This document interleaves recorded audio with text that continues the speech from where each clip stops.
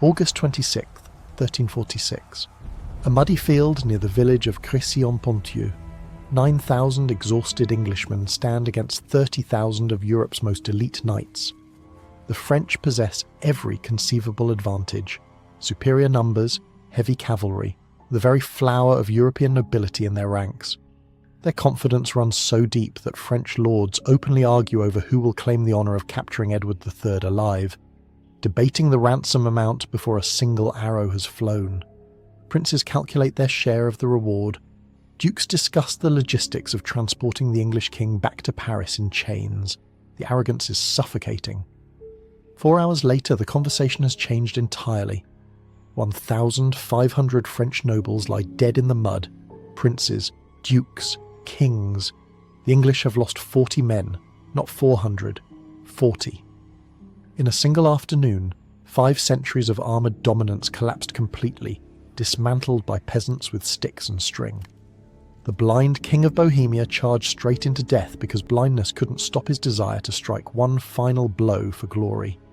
French knights trampled their own men in panic, crushing allies into the mud in their desperation to flee. The Genoese crossbowmen hired to support them were massacred by the very nobles who commanded them. For weeks afterward, crows gorged themselves so thoroughly on noble flesh that they couldn't fly, waddling between corpses too heavy to lift from the ground. Peasants reported seeing them hop from body to body, bloated and immobile. This is the Battle of Crécy, the day medieval warfare died in the mud, when the entire philosophical foundation of nobility was destroyed by common-born archers, and when the 100 Years' War truly began with France's most catastrophic defeat. If you enjoy these dark history stories, leave a like and subscribe. Comment below where you're listening from. I'm genuinely curious to know where these stories reach. Now, let's understand how a weapon worth 10 shillings destroyed armour, valued at £1,000, how French nobles murdered their own mercenaries mid-battle, and how one blind king's suicidal charge became the most tragically noble death in military history. This is a story about the moment when technology proved more powerful than bloodline, when discipline beat arrogance, and when the medieval world was shattered on a rainy afternoon in France. Let's establish the context. Edward III of England had recently landed in Normandy with approximately 15,000 men, asserting his claim to the French throne through his mother's lineage. The legitimacy of his claim mattered less than the opportunity. He'd spent weeks carving a path of devastation across northern France in what was called a chevauchée, essentially legalised vandalism designed to demonstrate the French king's inability to protect his own subjects. Villages burned, crops were torched, livestock was driven off or slaughtered, the countryside bled. Wealth in every direction Edward's army marched. Entire regions were rendered barren. The English had recently sacked Caen, looting the city completely, and were now attempting to escape northward toward the English-held port of Calais, when French intelligence finally located them. Philip VI of France had assembled what contemporary chroniclers described as the greatest army in Christendom. We're discussing 30 to 35,000 men, including 12,000 heavy cavalry, knights in full-plate armour mounted on armoured destriers that themselves weighed as much as a modern automobile. A fully armoured knight and horse together approached 1 ton. This wasn't merely a military force. Nearly every significant noble in France was present. The King of Bohemia arrived with his court and his entourage. The Holy Roman Empire sent contingents. Moravia contributed knights. Allies from across Europe gathered, united by a single objective: English blood and the capture of Edward III for ransom. This wasn't competition for them. It was opportunity. They genuinely believed victory was inevitable. The French knight of this era was essentially the tank of medieval warfare. A fully armoured warrior on an armoured horse weighed nearly a ton, draped in steel from head to toe. These men had been raised from infancy specifically for combat. They trained with weapons before they learned to read. Noble children exercised on horseback before they could walk properly.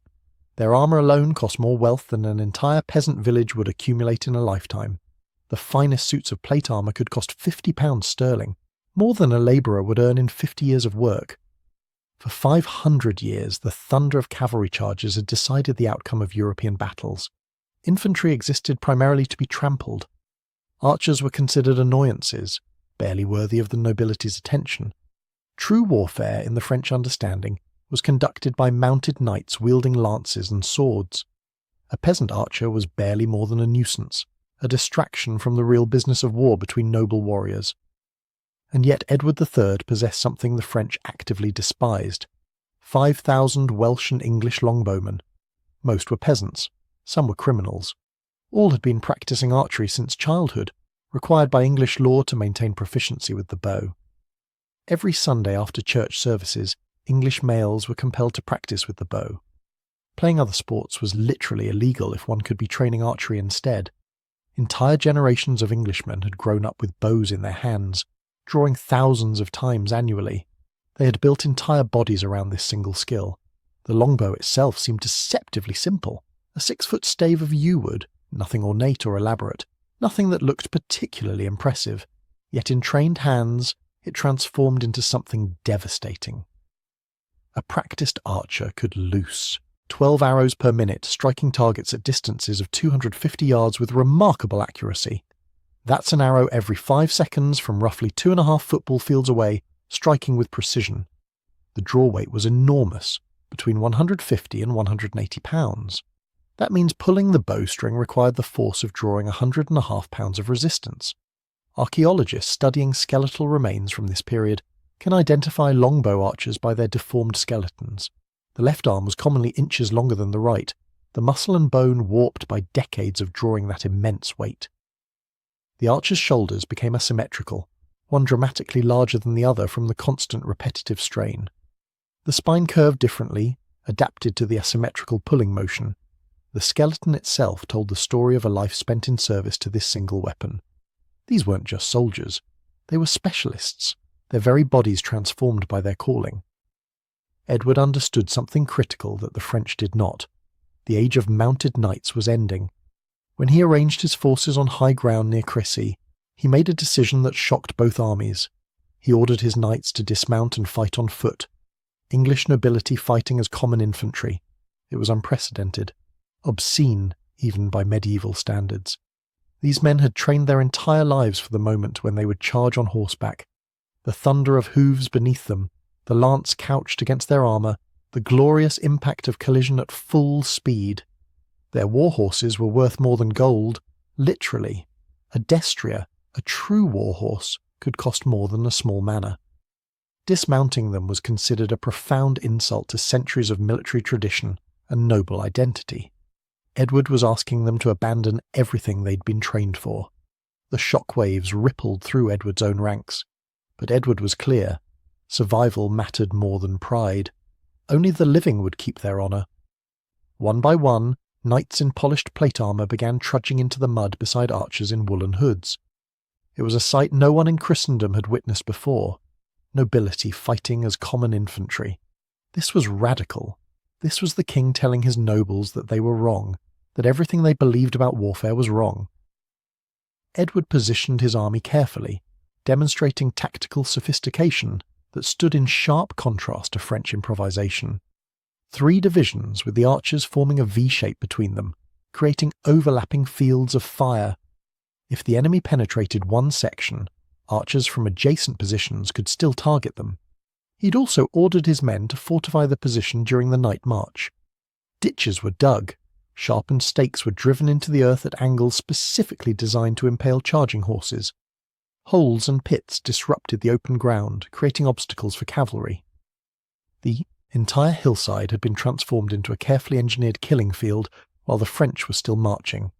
The English were treating the battlefield as an engineering problem, something to be designed and constructed. The French were treating it as a stage for glory. The night before battle was remarkable for how it revealed the character of both forces. The English camp was eerily disciplined. Archers tended their bows methodically, rubbing beeswax into the strings to protect them from moisture. They understood that everything depended on those weapons functioning perfectly. Stakes were hammered into the earth by torchlight. Men checked their positions, their supplies, their ammunition. Chronicles describe Edward distributing meat and ale, substantial food, so his men would sleep with full stomachs the night before combat. The English were rested and fed. They'd arrived early enough to prepare properly. They'd slept on full stomachs before their greatest battle. Meanwhile, the French army staggered into camp after a punishing forced march covering 20 miles. hungry and exhausted. They'd been in constant motion for hours. They'd lost the luxury of rest and preparation because the nobility had insisted on pursuing the English immediately, unwilling to wait even one day. Discipline versus arrogance, preparation versus pride. These differences would prove consequential when the fighting started. Across the valley, the French camp was chaos dressed in silk and gold. Nobles paraded past each other in gleaming armour, banners snapping dramatically in the wind, each competitor determined to outshine the others. Dukes and counts squabbled openly about who would lead the charge or who would have the honour of capturing Edward alive for ransom. Arguing voices filled the night. Some boasted they'd drag the English king back in chains before nightfall, transforming him into a prisoner whose ransom would make them the wealthiest men in France. Philip VI's repeated attempts to impose order were drowned out by the clamour of horns, drums, and endless boasting. The gathering resembled a tournament gone mad more than a disciplined military force preparing for serious battle. There was almost festive atmosphere, a sense that victory was so assured that the details of glory could be sorted out beforehand. When dawn broke on August 26, 1346, the French vanguard advanced through the smouldering wreckage left by Edward's chevauchée. Villages still burned, crops lay in ash, livestock was scattered across fields that should have been productive. Peasants muttered curses as they watched thousands of armoured knights thunder past the ruins of their homes. Some wept at the destruction. Others watched with blank stares, their homes and livelihoods destroyed. To the French nobility, this devastation was an intolerable insult demanding immediate vengeance. Honour demanded they attack. To the English, it was proof that their strategy was working. They had turned the land itself into a weapon, demonstrating that the French king couldn't protect his people or his resources. The destruction proved that English power extended into French territory. It was psychological warfare made physical. Philip VI's army reached Crécy around 4 in the afternoon, utterly exhausted after the long march. The sensible decision would have been to rest and position the army properly, launching an attack at dawn when the French would be fresh and the English sleep-deprived. Philip actually issued an order to halt. Reconnaissance showed the English position. Experienced commanders recommended waiting. But patience was not a virtue the French nobility possessed. Strategic thinking was for lesser commanders. They saw the English perched on that hill, outnumbered 3-1, exhausted from weeks of raiding, short on supplies, positioned defensively but vulnerable. The French smelled glory. They wanted it now. Debate erupted among the nobles about who should have the honour of leading the charge. Every French lord wanted to be the one whose name entered history. The desire for personal glory and ransom money overrode military judgment. The commanders who advocated for waiting were drowned out by voices demanding immediate action. This was their moment. This was when they would become legends. Then, in mid-afternoon, dark clouds gathered. A sudden rainstorm soaked the field, and the French knights laughed confidently. Their plate armour would protect them from rain, after all. Water ran off the polished steel, but the rainstorm meant something very different to missile troops. The English calmly unstrung their bows, tucking the strings inside their helmets and beneath their cloaks to keep them dry. They understood how moisture affected their weapons. They'd trained for this. The Genoese crossbowmen had no such precaution. Their crossbow strings stretched and sagged in the moisture, becoming less responsive, less deadly. Their weapons' effectiveness began deteriorating immediately. The rain was a small thing, just water falling from the sky, but it had consequences. It changed everything. As the rain eased and the sun began sinking lower, the French prepared to charge. The Genoese crossbowmen, who had been hired as mercenaries to support the French, advanced first. They were experienced soldiers, professional missile troops who had fought across Europe. They understood their job: soften up the English position before the cavalry charge, kill some English soldiers, weaken the defence. They advanced toward the English lines and fired. Their bolts flew toward the English, fewer of them now, their ammunition heavy with moisture, and their aim affected by the deteriorated strings. The distance was significant. Many bolts fell short or flew wild. The English weren't decimated. Then the English archers waited. They waited for the Genoese to reach an effective range. They waited for the perfect moment.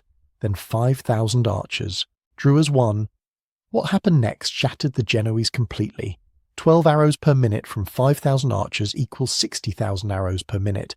That's 1,000 arrows per second. The sky literally darkened with missiles. Chroniclers describe the sun being blocked out by arrows.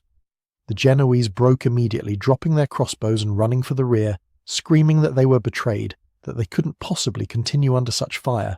No human could. The French knights, seeing their own mercenary troops fleeing, interpreted this as cowardice rather than recognizing that their own crossbowmen had been faced with an impossible barrage.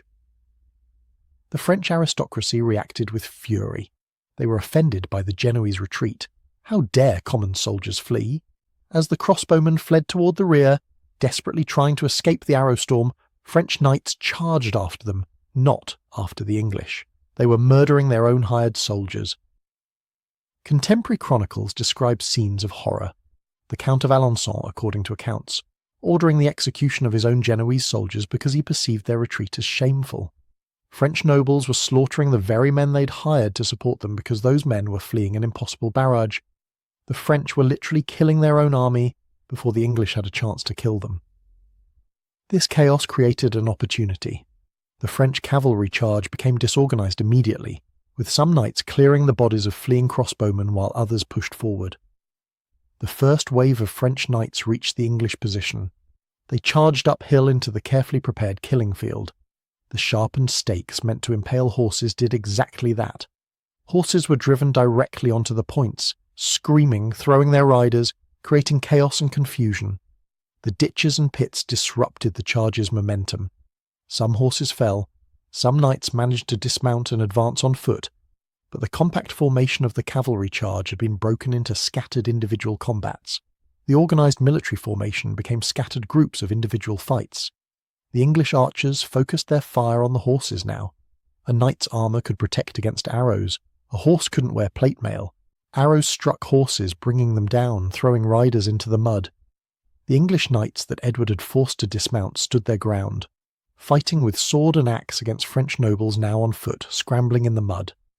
The French launched 17 separate charges throughout that afternoon and evening. 17 different waves of knights threw themselves at the English position, most less coordinated than the one before. French nobles literally competed with each other to reach the front of the charge, jostling for the glory of fighting the English first, only to arrive at a position where the English archers had a completely clear field of fire.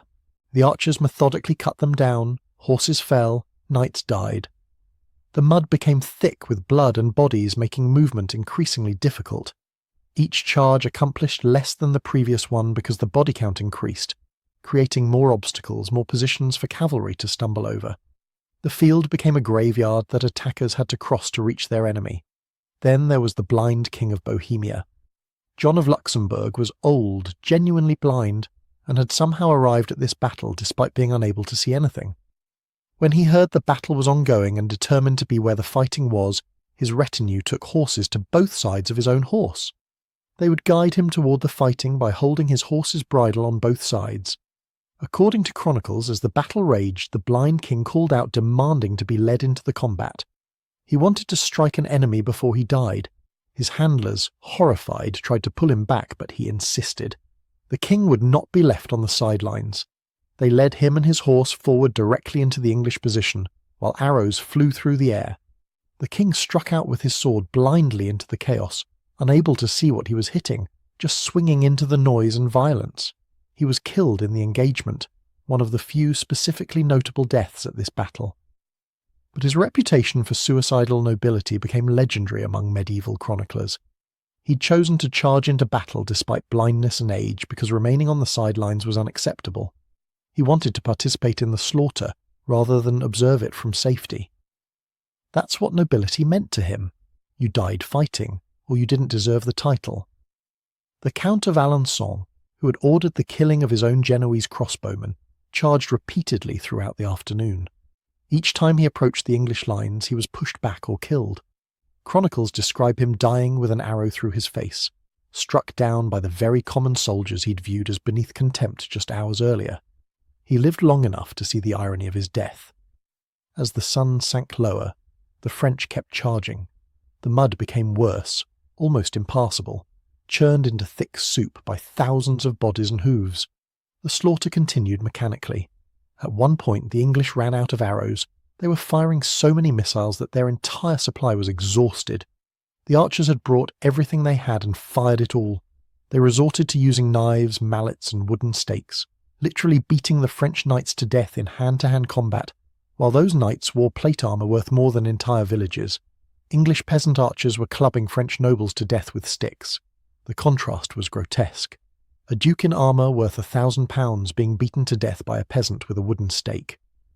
Philip himself charged with one of the final waves as darkness approached. His horse was struck by arrows and fell beneath him. An arrow tore through his jaw, causing catastrophic injury. His personal guard physically dragged him from the battlefield as he struggled to continue fighting, blood pouring from his face. The King of France had been shot through the face and was bleeding out. The sacred oriflamme, the battle banner of France that supposedly guaranteed victory, was abandoned in the mud and lost. It was never recovered. As darkness fell, the English barely believed they'd won. They stayed in position all night, continuing to kill any wounded Frenchmen who attempted to move, taking no chances on a French counterattack that never came. They maintained their defensive position, exhausted, shocked, waiting to see if the French would attack again in the morning. They didn't. When dawn broke on August 27th, the scale of the slaughter became undeniable. The cream of French nobility lay dead in the mud. The Count of Flanders, the Count of Blois, the Duke of Lorraine, the Count of Alençon, the Count of Sancerre. The list continued on and on.